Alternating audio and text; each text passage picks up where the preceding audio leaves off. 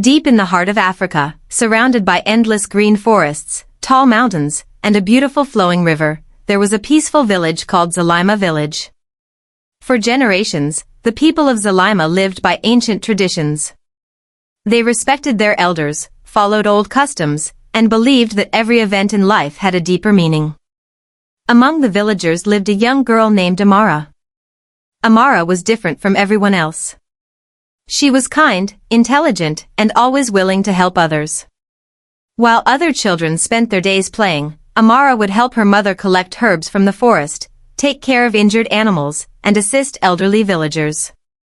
But despite her good heart, the people of Zalima never accepted her. From the day she was born, strange rumors surrounded her. Some villagers believed that her birth had brought a terrible storm to the village. They whispered that she was a bad omen and that misfortune followed wherever she went. That girl is cursed, some people would say. Something bad will happen because of her, others warned. Amara heard these words many times, but she never allowed their hatred to destroy her heart. Her mother, Nia, always comforted her. "My daughter," her mother said gently, "never let the opinions of others decide who you are. A person's true value is not seen by the eyes of people, but by the kindness inside their heart." Amara remembered those words every day. However, life in the village was not easy. During celebrations, everyone gathered together, but Amara was often left alone. Children refused to play with her. Some mothers told their children to stay away from her. Even when Amara helped someone, many villagers ignored her kindness. One day, a little boy from the village fell into the river while playing near the water.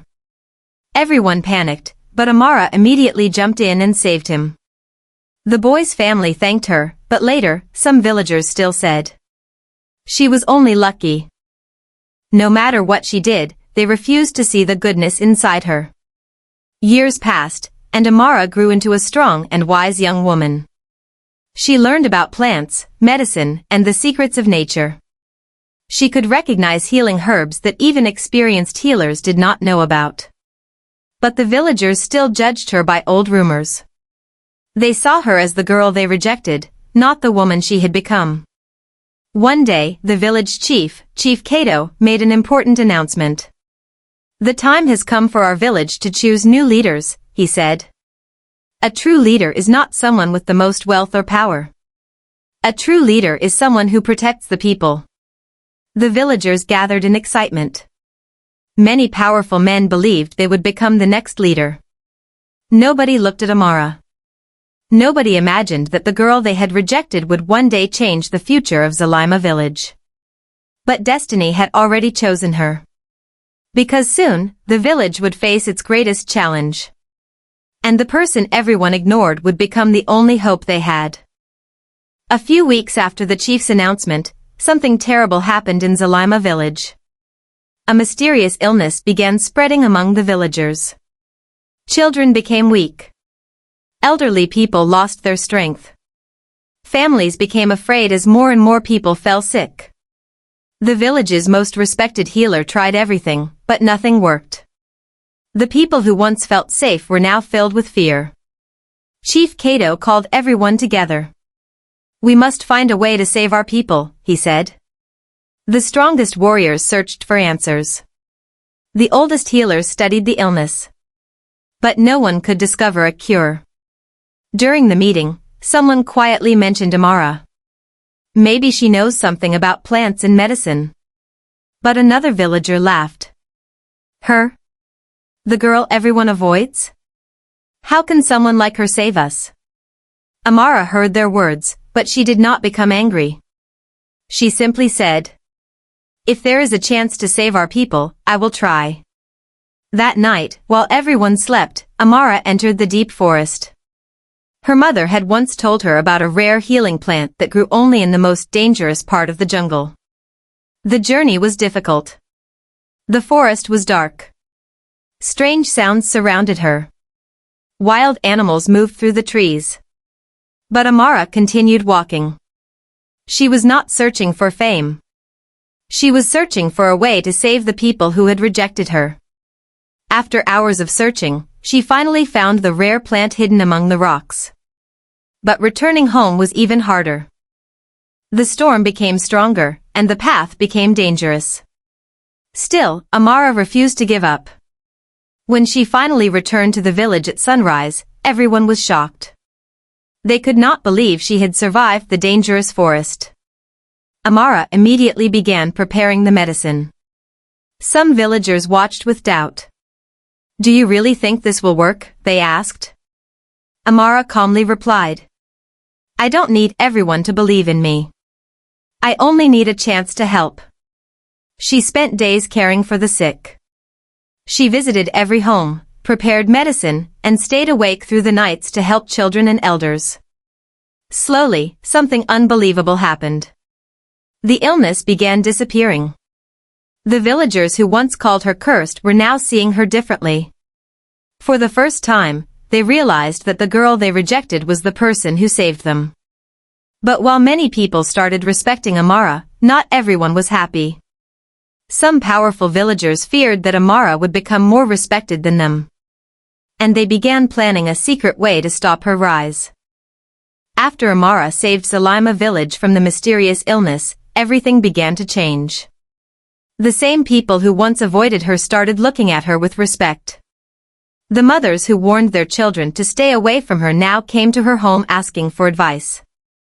The elders who once believed she was unlucky now thanked her for saving their families. For the first time in her life, Amara felt accepted. But while the hearts of many villagers were changing, some people could not accept her success. Among them was a powerful man named Bako. Bako was one of the richest and most influential men in Zalima village. For many years, he believed that he would become the next leader after Chief Kato. He was strong, wealthy, and had many followers. But there was one thing he did not have: the love and trust of the people. When he saw villagers gathering around Amara and praising her kindness, jealousy began to grow inside him. "How can they admire her?" Bako said angrily. "She was just a rejected girl. She has no family power, no wealth, and no position." His friends tried to calm him. "People respect her because she saved them," they said. But Bako refused to listen. He believed that leadership belonged only to powerful people like him. One evening, Bako secretly gathered a group of villagers who still supported him. "We cannot allow Amara to control the future of Zalima," he told them. "Today they call her a hero. Tomorrow they may make her their leader." Some villagers remained silent because they knew Amara had done nothing wrong. But Bako continued spreading rumors.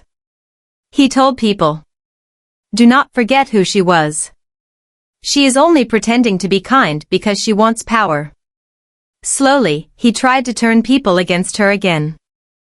Meanwhile, Amara had no idea about the plan against her.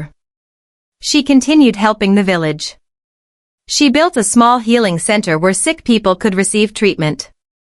She taught young children about plants and nature. She helped poor families who had no food. Unlike the leaders before her, Amara never placed herself above others. She always said, "A leader is not someone who sits higher than everyone else. A leader is someone who stands beside the people during their hardest moments." Chief Kato watched her carefully. The old chief realized something important. Amara had qualities that many powerful people lacked. She had compassion. She had courage. And most importantly, she cared about the village more than herself. One evening, Chief Kato called Amara to his home. "Amara," he said, "I have lived many years and seen many people chase power. But I have never seen someone who carries responsibility the way you do." Amara lowered her head. "I am not special, Chief Kato. I am only doing what anyone with a good heart should do." The chief smiled. "That is exactly why you are special." But before their conversation could continue, a messenger suddenly arrived with terrible news. "The river has broken its banks," the messenger said. "The water is moving toward the village. A huge flood is coming." Fear spread across Zalima. The villagers ran outside and saw dark clouds covering the sky. The river that had always protected their village had now become a danger. People began panicking. Families searched for safety. Children cried. The elders did not know what to do. Bako looked at the chaos and thought this was his chance. If Amara fails today, he whispered, everyone will realize she is not a true leader. But he did not know one thing. The greatest test of Amara's life was about to begin. And this time, she would not only save the village. She would prove that a true leader is chosen by actions, not by status. The storm over Zalima village grew stronger with every passing hour. Heavy rain poured from the sky, and the powerful river that surrounded the village began overflowing. Water rushed toward homes, farms, and streets. The villagers were terrified. Some people tried to save their belongings. Others searched for their children. The entire village was filled with fear and confusion. Chief Kato, who was now very old, stood watching the disaster with sadness in his eyes. We have faced many challenges, he said, but this may be the greatest one of all. Many of the village leaders did not know what to do. The warriors were strong, but they had never faced a flood like this. The wealthy men had money, but money could not stop the river. Everyone was waiting for someone to guide them. Then Amara stepped forward. She looked at the frightened villagers and said, "Do not lose hope. We can save our village if we work together." Some people were surprised. Even after everything she had done, they were not used to following her. But Chief Kato stepped forward and said, "Listen to her. She has already shown us the strength of her heart." Amara quickly created a plan. She asked the young men to build barriers using wood, stones, and sand to slow the water. She asked the women to help move children and elderly people to higher ground. She asked the strongest villagers to rescue families trapped near the river. And she did not just give orders. She worked beside everyone. All night, Amara carried heavy stones, helped frightened children, and comforted worried families. The rain continued falling. The wind became stronger. But Amara never stopped. Bako watched from a distance. At first, he wanted Amara to fail. But as he saw her risking her own safety to protect others, something inside him began to change. He realized that Amara was not searching for power. She was serving her people. For the first time, Bako felt ashamed of his actions. After hours. "Anyone. I only wanted to help my home." Chief Kato walked toward the center of the crowd. He raised his hand and said, "Today, everyone has witnessed the true meaning of leadership.